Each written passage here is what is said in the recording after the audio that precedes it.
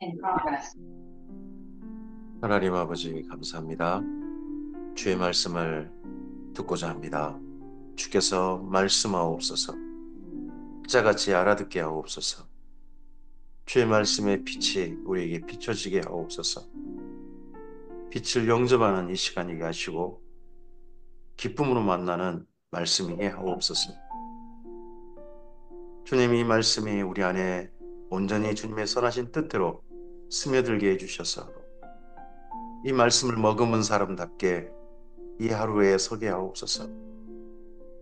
주님의 뜻이 하늘에서와 같이 오늘 우리의 삶을 통하여 주께 살아가신 말씀을 따라 이루어지게 하옵소서.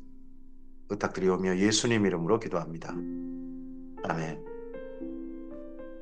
오늘은 사사기 4장에서 있습니다. 사사기 시대 가운데서 이제 사사들 이야기로 들어가고 있습니다. 온니엘 삼갈, 그 다음 에훗, 온니엘 에훗 삼갈, 그 다음 사사들 이야기로 이어집니다. 사사기 4장입니다. 에훗이 죽으니 이스라엘 자손이 또 여호와의 목전에 악을 행하매. 이 말씀이 사사기에 계속 반복됩니다.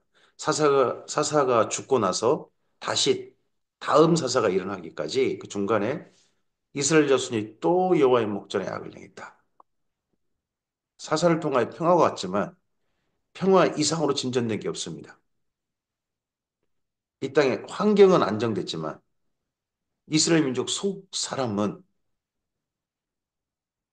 좀 더 성장하는 대로 좀 더 하나님과 가까워지는 대로 나가지 않습니다. 악에 머물러 있습니다. 악을 반복합니다.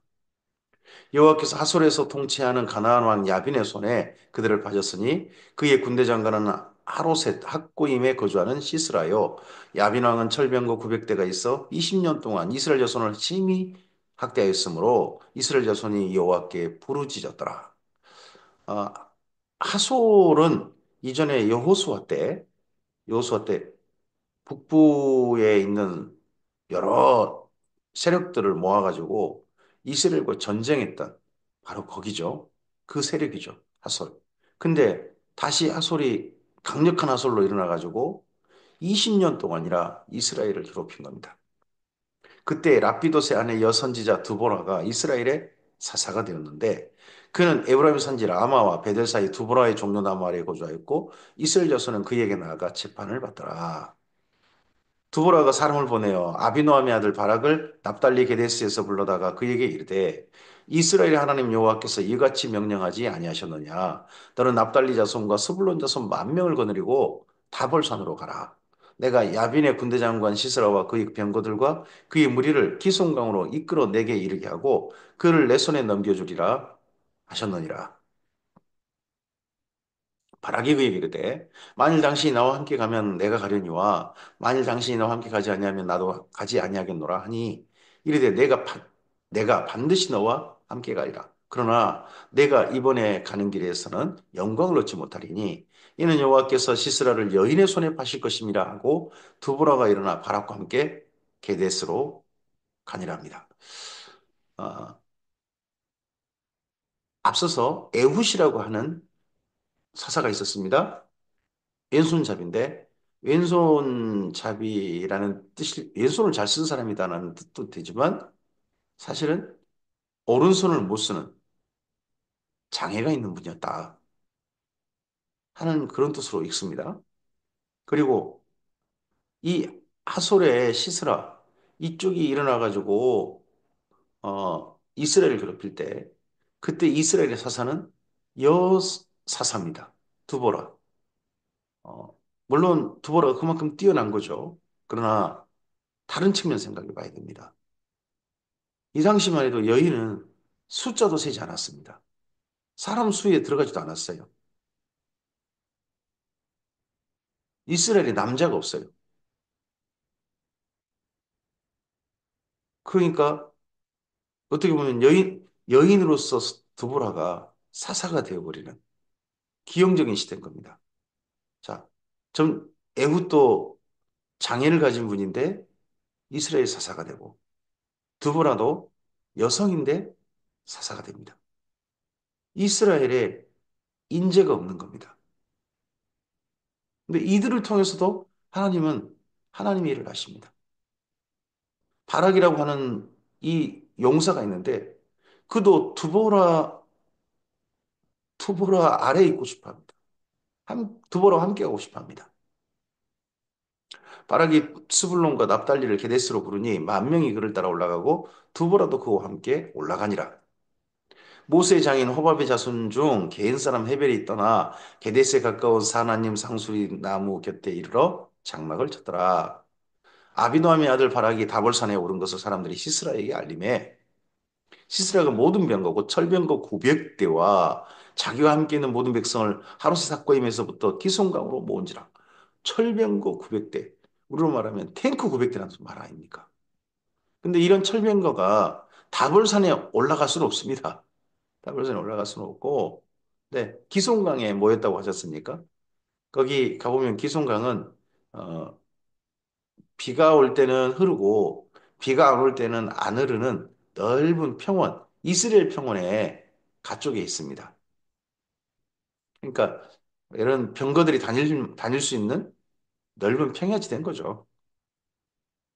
그곳에서 싸우려고 합니다. 그러면 이스라엘이 다볼산에서 내려와서 싸우면 굉장히 불리한 거예요. 이, 그리고 또 철병거는 다볼산 올라가기는 어렵고요. 두보라가 바락에게 이르되 일어나라 이는 여호와께서 시스라를 내 손에 넘겨주신 날이라 여호와께서 내게 너의 앞서 나가지 아니하시느냐 하는지라 이에 바락이 만 명을 거느리고 다벨산에서 내려갔어요. 다볼산에 싸운 게 아닙니다. 평야지대 이스라엘 평원에서 싸운 겁니다.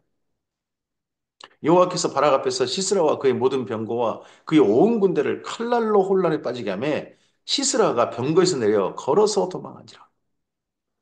아, 이때 바락이 이긴 것도 아니고 바락과 만 명이 내려갔지만 사실은 하나님께서 이 시스라와 모든 병거 군대를 갖다 혼란에 빠지게 만들어 버리셨어요. 그 병거들이 어떤 일들을 겪었는지 모르지만 이 정도로 기록하고 있습니다. 하나님의 개입이셨습니다. 바락이 그의 병거들과 군대를 추격하여 하루세 학고임에 이르니 시스라의 온 군대가 다 칼에 엎드러졌고 한 사람도 남은 자가 없었더라. 시스라가 걸어서 도망하여 겐 사람 헤벨의 아내 야엘의 장막에 이르렀더니 이는 하솔랑 야빈과 겐 사람 헤벨의 집 사이에는 화평이 있습니다. 어, 여 지금 이스라엘 민족 함께 올라온 겐 족속들 사실은 모세의 장인 이드로의 가족들인 거죠. 그쪽 사람들인데 그들이 올라와서 양쪽 전쟁의 사이장 뭐 어떻게 끼어들지 않고 중립으로 지냈단 말이에요. 근데 그 집에 여기 시스라가 걸어가다 마침 이들을 만난 겁니다. 앞서서 이 근처에 이들이 있었다 장막을 쳤다라는 내용이 마치 꼭 처음 시작에 살짝 있죠. 음, 곧 일 터질 때 미리 앞서서 살짝 화두를 좀 던져놔 있습니다. 야엘이 나가 시스라를 영접하여 그에게 말하되 야엘은 여자분이죠. 나의 주여 들어오소서 내게 들어오시고 두려워하지 마소서 하며 그가 그 장막에 들어가니 야엘이 이불로 덮으니라. 시스라가 그에게 말하되 청하노니 내게 물을 조금 마시게 하라. 내가 목이 마르다 하며 우유 부대를 열어 그에게 마시게 하고 그를 덮으니 그가 또 이르되 장막문에 섰다가 만일 사람이 와서 내게 묻기를 여기 어떤 사람이 있느냐 하거든 너는 없다 하라 하고 그가 깊이 잠드니 헤벨의 아내 야엘이 장막 말뚝을 가지고 손에 방망이를 들고 그에게로 가만히 가서 말뚝을 그의 관자놀이에 박았습니다. 박음에 말뚝이 꿰뚫고 땅에 박히니 그가 기절하여 죽으니라. 이 옆에 여기를 말뚝으로 그대로 박아가지고 뚫어버린 거죠.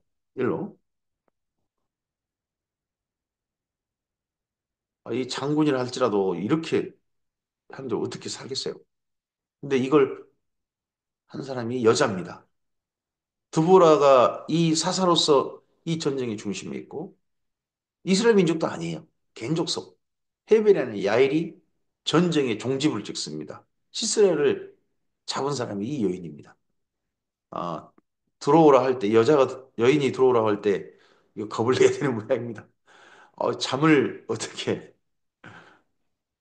바락이 시스라를 추격할 때 야엘이 나가서 그를 맞아 그에게 이르되 오라 내가 찾는 그 사람을 내가 내게 보이리라 하며 바락이 그에게 들어가 보니 시스라가 엎드러져 죽었고 말뚝이 그의 관자놀이에 박혔더라. 바락이 시스라를 추격해 왔어요. 왔지만 자기들이 죽은 게 아니죠. 자기 잡은 게 아닙니다. 그래서 전쟁의 중심에는 이스라엘 민족 중심에는 두보라가 있고 그리고 실제 전쟁의 마침도 여인이 야일이 마쳤습니다. 또 이스라엘 민족이 아닌 여인이 이 모든 일 속에서는 시스라의 드보라의 예언이 있었죠. 그리고 사실은 하나님의 하심이 있었습니다. 이와 같이 이날에 하나님이 가나안 왕 야빈을 이스라엘 자손 앞에 굴복하게 하신지라. 이스라엘 자손의 손이 가나안 왕 야빈을 점점 더 눌러서 마침내 가나안 왕 야빈을 진멸하였더라. 그래서 하솔은 이 이후로 이곳 가나안 땅에 이 이스라엘 평원 이쪽에 중심 잡지 못하고 아라비아 사막 한가운데로 가게 됩니다. 그래서 나중에 보면 하솔이 계속 있어요. 잔존 세력이 있습니다. 근데 여기 가나안 땅에 있지 않고 다른 지역에 있게 됩니다. 쫓겨난 거죠. 사사기 5장입니다. 이날에 드보라와 아비노함의 아들 바락이 노래하여 이르되 이스라엘의 영솔자들이 영솔하였고 백성이 즐거이 연신하였으니 여호와를 찬송하라. 너희 왕들아 들으라. 통치자들아 귀를 기울이라. 나 곧 내가 여호와를 노래할 것이요 이스라엘 하나님 여호와를 찬송하리로다. 여호와여 주께서 세일에서부터 나오시고 에돔들에서부터 진행하실 때에 땅이 진동하고 하늘이 물을 내리고 구름도 물을 내렸나이다. 지금 이 땅에 가나안 땅의 이야기가 아니죠. 세일에서 나오시고 에돔들에서 진행하실 때 이건 예전 민수기 때 이야기잖아요. 광야 그쪽의 사건인데 그걸 먼저 하나님의 사건을 여기 드보라와 그리고 바락이 노래합니다. 특히 드보라의 노래죠. 산들이 여호와 앞에서 진동하니 저 신의 산도 이스라엘 하나님 여호와 앞에서 진동하였더라. 신의 산이 진동하였잖아요. 큰 나팔 소리로 번개와 우레와 그리고 흑암과 불이 붙고 아나세 아들 삼갈의 날에 또는 야엘의 날에는 대로가 비었고 길의 행인들은 오솔길로 다녔도다. 이스라엘에는 마을 사람들이 그쳤으니 나 도보라가 일어나 이스라엘의 어머니가 되기까지 그쳤도다. 이 하솔이 강력하게 일어나가지고 20년 동안이나 이스라엘 민족을 괴롭히니까 사람들이 길을 안 다녀요. 삼갈의 날에도 야엘의 날에도 일부 자기 지역만 그랬고 야일은 이쪽하고 저 중립 기어 박으면서 그러면서 겨우 오솔길로 다니는 정도. 그리고 남자가 없단 말이죠. 두보라가 일어나서 이스라엘의 어머니가 되기까지. 이스라엘을 그렇게 아마 남자들이 숫자는 자기들이 다 들어가면서 실제 일은 여자가 있는 이런 기형적인 사건이 사실 두보라 때 사건인 거죠.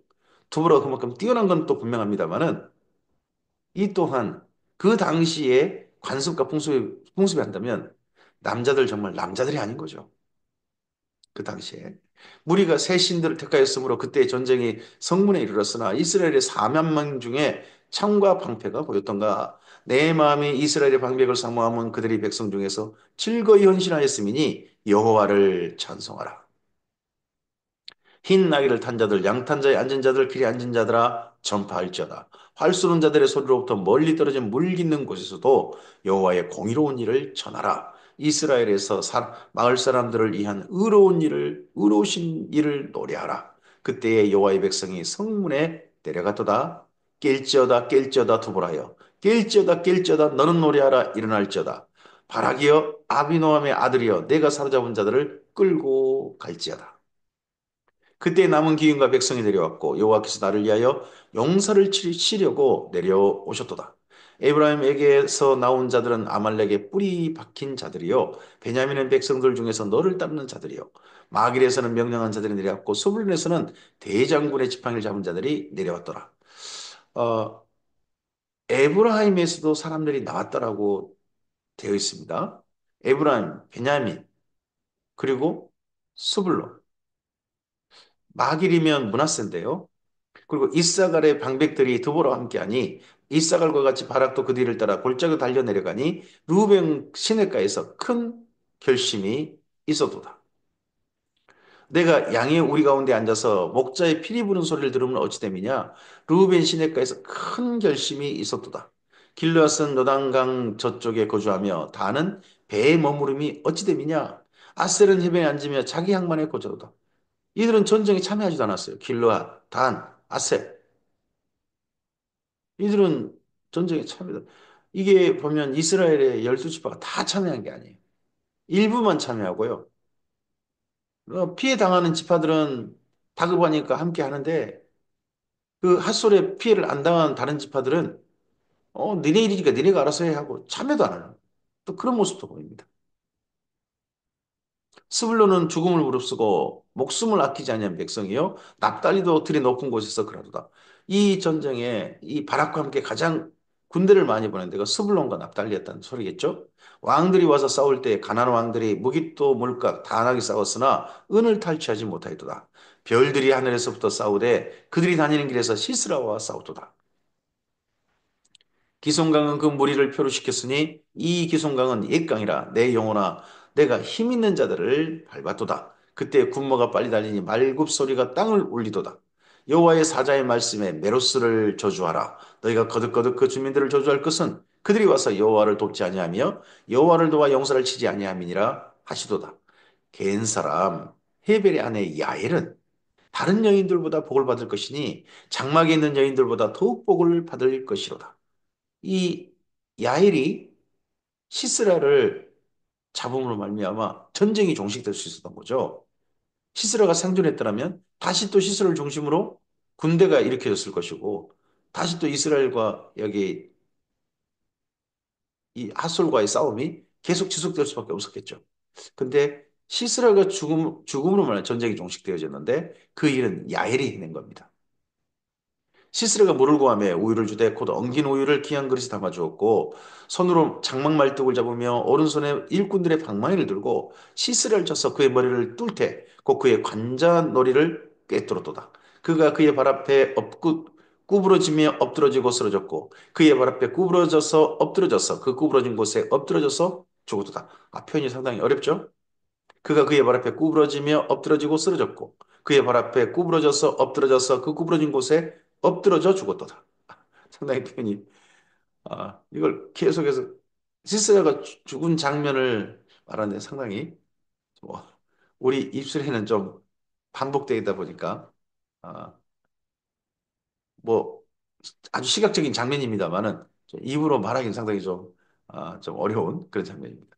시스라의 어머니가 창문을 통하여 바라보며 창살을 통하여 부르짖기를 그의 병거가 어찌하여 더디 오는가 그의 병거들의 걸음이 어찌하여 늦어지는가 하매 그의 지혜로운 시녀들이 대답하였겠고 그도 스스로 대답하기를 그들이 어찌 노량물을 얻지 못하였으랴 그것을 나누지 못하였으랴 사람마다 한두 처녀를 얻었으리로다 시스라는 채색 옷을 노래가였으리니 그것을 수놓은 채색 옷이리로다 그 양쪽에 수놓은 채색 옷이리니 노력한 자의 목에 꾸미리로다 하였으리라 채색 옷은 이전에 그 요셉이 입었던 옷이잖아요 야곱의 야곱이 특별히 사랑해서 요셉이 입혔던 옷 그러니까 색동옷 그런 옷은 색동옷이라고 표현되고 뭐 그렇게 되지만 이건 아주 고급 옷, 뭐 고급 옷이고 귀족 또는 전체를 다스리는 그런 대표 지도자 그런 사람이 입는 옷이죠.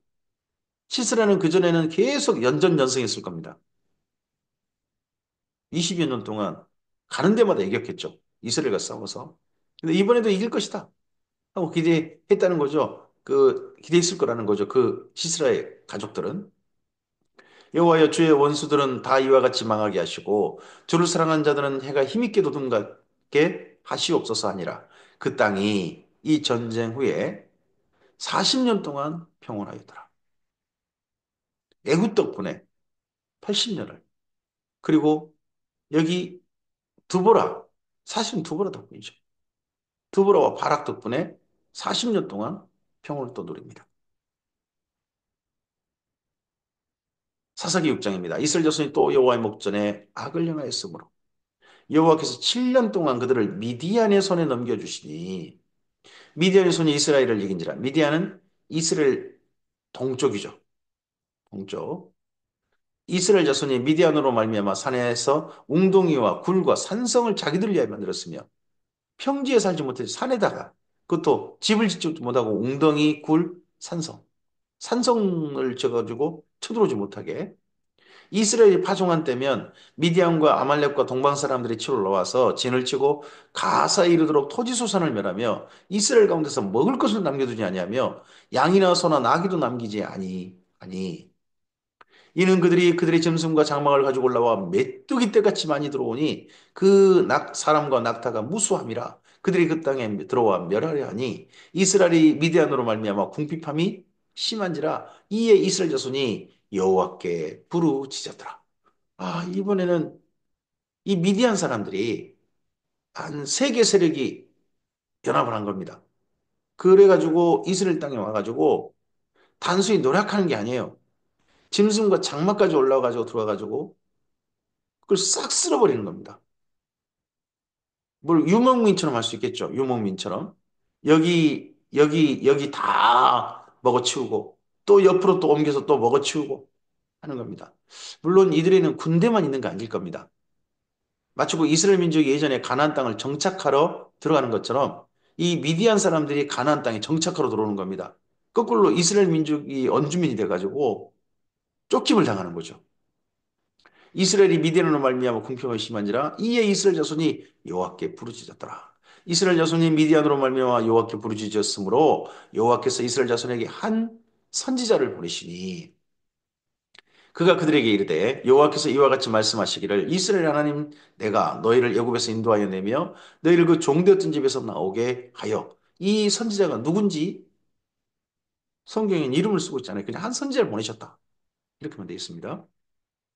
애굽 사람의 손과 너희를 학대하는 모든 자의 손에서 너희를 건져내고 그들을 너희 앞에 쫓아내고 그 땅을 너희에게 주었으며 내가 또 너희에게 이르기를 나는 너희 하나님 여호와이니 너희가 거주하는 아모리 사람의 땅의 신들을 두려워하지 말라 하였으나 너희가 내 목소리를 듣지 아니하였느니라 하셨다 하니라. 여호와의 사자가 아비에셀 사람 요아스에게 속한 오브라에 이르러 상수리 나무 아래에 앉으니라. 마침 요아스의 아들 기드온이 미디안 사람에게 알리지 아니하려 하여 밀을 포도주 틀에서 타작했습니다. 아, 밀을 타작하는 그런 타작만 한 게 아니라 포도주 틀. 포도주 틀은 포도주 즙 짜는 데죠. 그런 데서 몰래 몰래 타작했다는 겁니다. 들키지 않으려고. 여호와의 사자가 기드온에게 나타나 이르되 이런 기드온에게 몰래 몰래 밀을 에, 타작하고 있는 기드온에게 이르 가지고 큰 용사여 합니다. 큰 용사여. 여호와께서 너와 함께 계시도다. 하매 이 여호와의 사자는 앞에 선지자가 아니죠. 하나님의 천사. 기드온이 그에게 이르되 오 나의 주여 여호와께서 우리와 함께 계시면 어찌하여 이 모든 일이 우리에게 일어났나이까. 또 우리 조상들이 일찍이 우리에게 이르기를 여호와께서 우리를 애굽에서 올라오게 하신 것이 아니냐 한 그 모든 이적이 어디 있나이까. 이제 여호와께서 우리를 버리사 미디안의 손에 우리를 넘겨주셨나이다 하니 하나님께서 함께 계신다 하는데 아니 지금 상황을 보시기에 하나님이 함께 하신 상황입니까? 난리죠. 이런 난리가 아닙니다. 그 하나님 어디 계신단 말입니까? 이제는 하나님께서 우리 함께 계신 표징도 없습니다. 도리어 우리 이 땅을 미디안이 차지해가고 있습니다. 하나님은 안 계십니다. 뭐 이런 이야기를 하는 겁니다. 여호와께서 그를 향하여 이르시되 너는 가서 이 너의 힘으로 이스라엘을 미디안의 손에서 구원하라. 내가 너를 보낸 것이 아니냐 하시니라. 그럼 앞장에서는 여호와의 사자가 있었는데 여기 6장 14절에서는 여호와께서 그를 향하여 말씀하셨습니다. 그러나 기드온이 그에게 대답하되 오 주여 내가 무엇으로 이스라엘 구원하리이까 보소서 나의 집은 므낫세 중에 극히 약하고 나는 내 아버지 집에서 가장 작은 자니이다 하니 여호와께서 그에게 이르시되 내가 반드시 너와 함께 하리니 내가 미디안 사람 치기를 한 사람을 치듯 하리라 하시니라. 그러니까 여기 기드온을 찾아온 여호와의 사자에 대해서 궁금한 겁니다. 앞에서는 그냥 천사처럼 기록을 해놨어요. 근데 중간 14절 이하로 보면 하나님께서 말씀하신 걸로 합니다. 그 천사를 통해 하나님 말씀하신 천사가 하나님 말씀을 전달하는 걸 수도 있겠습니다만 그렇지 않고 이럴 수도 있는 겁니다. 그 여호와의 사자가 성육신 하시기 전에 예수님이실 경우도 있다고 봅니다. 기돈이 그에게 대답하되 내가 만일 주께 은혜를 얻었사오면 나와 말씀하신 이가 주 대신 표징을 내게 보이소서. 내가 예물을 가지고 다시 주께 와서 그것을 주 앞에 드리기까지 이곳을 떠나지 마시기를 원하나이다 하니 그가 이르되 내가 너 돌아올 때까지 머무리리라 하니라. 여긴 그냥 천사로 표현되고 있잖아요. 하니라. 하신 일 아니잖아요. 기돈이 가서 염소 새끼 하나를 준비하고 가루 한 예바로 무교병을 만들고 고기를 소쿠리 담고 국을 양푼에 담아 상수리 나무 아래 그에게로 가져다가 들이매 하나님의 사자가 그에게 이르되 고기와 무교병을 가져다가 이 바위 위에 놓고 국을 부으라 하니 기돈이 그대로 하니라 여호와의 사자가 손에 잡은 지팡이 끝을 내밀어 고기와 무교병이 되니 불이 바위에서 나와 고기와 무교병을 살랐고 여호와의 사자는 떠나서 보이지 아니한지라.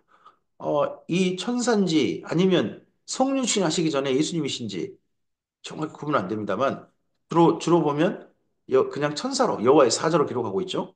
지팡이도 잡고 있어요. 지팡이를 짚고 있는데 그 지팡이로 됐다는 겁니다. 기드온이 그가 여호와의 사자인 줄 알고 이르되 슬프도소이다 주 여호와여 내가 여호와의 사자를 대면하여 보았나이다.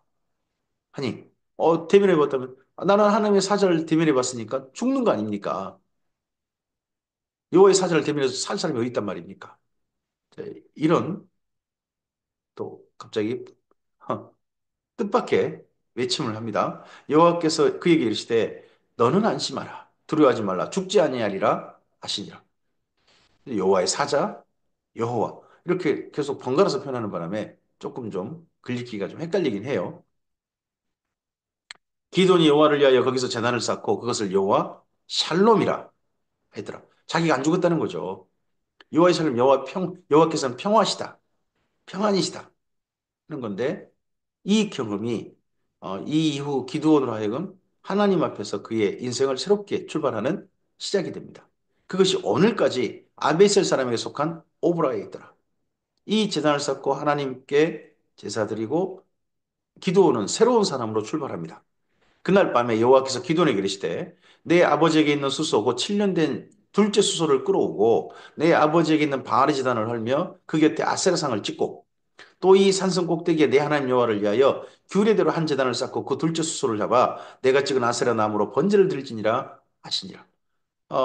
이 기드온이 아세라상을 바알의 제단을 헐어버리고 아세라상을 찍어버리라. 아세라상은 원래 나무로 만듭니다. 주로 나무로 많이 만듭니다.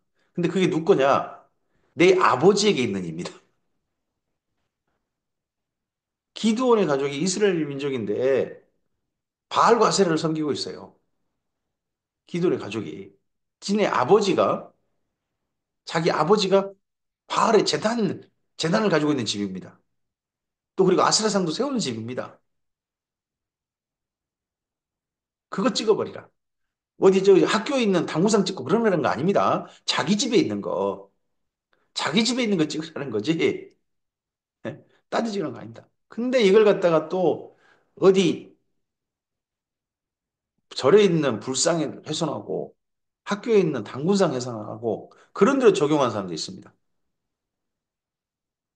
그냥 혹여 혹시 그럴 마음이 있으신 분 정말 이렇게 새롭게 삶을 출발한다 싶으셔가지고 그 우상 제거하고 싶으신 분들 있다면 혹시 여러분 집에 그런 우상이 있다면 그거나 처리하십시오. 학교라든지 절에 있는 건 신경 쓰지 마시고 이에 기드온이 종 10사람을 데리고 여호와께서 그에게 말씀하신 대로 행하되 그의 아버지의 가문과 그 성읍 사람들을 두려워함으로 이 일을 감히 낮에 행하지 못하고 밤에 행하니라. 그 성읍 사람들이 아침에 일찍 일어나 본즉 바알 제단이 파괴되었으며 그 곁에 아세라가 찍혔고 새로 쌓은 제단 위에 그 둘째 수소를 드렸는지라 서로 물어 이르되 이것이 누구의 소생인가 하고 그들이 케어 물은 후에 이르되 여호와스의 아들 기드온이 이를 행하였도다 하고 성읍 사람들이 여호와스에게 이르되 내 아들을 끌어내라. 그가 당연히 죽을지니 이는 바알의 제단을 파괴하고 그 곁에 아세라를 찍었음이라 하니 자, 이 사람들이 누굽니까? 이 성읍 사람들이 이스라엘 민족이에요. 이스라엘 민족인데 기드온이 여호와스 아들 기드온이 이 아세라상을 찍고 그리고 바알 제단을 헐고 그랬다고 죽이라는 겁니다. 교회 다니는 사람들이 교회 다녔던 사람들의 가족들이 어떤 사람이 자기들이 저 교회 다니면서 열심히 불공을 들이고 있다가 불공 들인 그 사람들 가운데서 부처상을 훼손했다고 저놈 죽여야 된다라고 하는 말하고 똑같은 거 아닙니까? 참 정말 어이없는 그런 이스라엘 민족이죠. 여호와스가 자기를 둘러선 모든 자에게 이르되 너희가 바알을 위하여 다투느냐 너희가 바알을 구원하겠느냐 그를 위하여 다투는 자는 아침까지 죽임을 당하리라. 바알이 과연 신일진데 그의 제단을 파괴하였은즉 그가 자신을 위해 다툴 것이니라 아니라 그날에 기드온을 여룻바알에 불렀으니 이는 그가 바알의 제단을 파괴하였으므로 바알이 그와 더불어 다툴 것이라 함이었더라. 여호와스가 여기 자기 아들이 바알 제단을 다 헐어버리고 아세라 상을 찍었다 해가지고 이 이후로 요아스가 뭐 하나님을 섬겼다, 하나님께로 신앙을 돌이켰다 그런 이야기는 없어요. 다만 자기 아들 살리려고 그런 겁니다. 아들을 보호하고자 했던 말인데 이 말이 유명한 말이 된 거죠. 바알이 정말 신이라면 자기 제단을 헌 그 사람을 가만두겠느냐? 그 신 스스로 다툴 것이다. 이렇게 한 거죠. 그래서 기드온의 별명이 붙었다는 겁니다. 여룻발이라는 별명이. 그때 미디안과 아말렉과 동방 사람들이 함께 모여 요단강을 건너와서 이스라엘 골짜기에 진을 친지라. 여호와의 영이 기드온에게 임하시니 기드온이 나팔을 불매 아비에셀의 그 뒤를 따라 부름을 받으니라. 기드온이 또 사자들을 온 므낫세에 두루 보내매 그들도 모여서 그를 따르고 또 사자들을 아셀과 스불론과 납달리에 보내매 무리도 올라와 그를 영접하였더라. 자, 여기 기드온과 함께하는 사람들의 중심 세력은 므낫세였습니다. 기드온이 므낫세 출신이거든요. 그리고 아셀, 스불론, 납달리 주로 이스라엘 평원 중심의 세력들, 그 중심에 자리 잡은 이스라엘 지파들 그들이 모여진 겁니다. 기드온이 하나님께 여쭈되 주께서 이미 말씀하신 것 같이 내 손으로 이스라엘 군하시려거든. 보소서 내가 양털 한 뭉치를 타작마당에 두리니 만일 이스라엘 양털이만 있고 주변 땅은 마르면 주께서 이미 말씀하신 것 같이 내 손으로 이스라엘을 군하실 줄을 내가 알겠나이다 했더니 그대로 된지라. 이튿날 기드온이 일찍 일어나서 양털을 가져다 그 양털이 이스를 짜니 물이 그릇에 가득하였더라. 기드온이 또 하나님께 여쭈되 주여 내게 노하지 마옵소서. 내가 이번만 말하리이다. 구하 옵나니 내게 이번만 양털로 시험하게 하소서. 원하건대 양털만 마르고 그 주변 땅에는 다 이슬이 있게 하옵소서 하였더니 그 밤에 하나님이 그대로 행하시니 곧 양털만 마르고 그 주변 땅에는 다 이슬이 있었다. 자, 여기 양털을 가지고 양털과 그 주변 땅에 그때는 이제 건기 때니까 이슬이 내린 때였다는 거죠. 비가 내린 때가 아니고 밤낮 기온 차이가 심하고 그리고 습기가 있으니까 공기 중에 약간의 습기가 있으니까 그 습기가 그렇게 이슬로 젖는다는 거죠. 근데 이 두 번의 시험, 두 번의 확인을 통해서 기드온은 확실하게 다시는 하나님의 말씀에 이의 제기하지 않습니다. 기드온은 신중한 사람입니다. 그리고 결단력 있는 사람입니다. 하나님께서 제단 헐라고 하고 아세라상을 찍어버리고 거기에 자기 아버지 집에다가 새롭게 하나님을 향한 제단을 쌓으라. 그대로 합니다. 그리고 기드온은 다시 한번 하나님께 이렇게 여쭈고 두 번에 양털 가지고 두 번에 하나님께 여쭤보고 난 다음에 하나님의 모든 말씀에 불리하건 유불리를 따지지 않고 그대로 실천합니다. 순종합니다. 오늘 여기까지 말씀이고 이제 기드온이 이스라엘 민족을 위해서 사사가 되어져서 용사가 되어져서 미디안 족속과 싸우는 이야기로 그다음 넘어갑니다. 자, 이스라엘 민족의 초기 이야기입니다. 이게 시대가 겹쳐지는 이야기일 수도 있습니다. 지역이 같은 지역이 아니거든요. 에훗 이쪽 지역은 에훗은 베냐민 사람이니까 남쪽 지역입니다. 남쪽 베냐민 뭐 유다 이쪽 지역의 이야기일 거고 그리고 그 중간지대 거기 이야기가 두보라의 이야기가 될 거고 그쪽 것도 약간 겹칠 수 있습니다. 두보라하고 이 기드온의 이야기는 시대가 이제 이어진 시대일 수 있습니다. 거의 비슷한 장소, 비슷한 지역을 중심으로 합니다. 어, 이 사사들의 사사역이 이스라엘 민족을 건지는데 다 그들의 인생이 사용되었습니다. 하나님께서 정말 부르셔서 하나님께서 이스라엘 민족을 위해서 그들을 내세우셔가지고 이 일을 하게 하신 것입니다.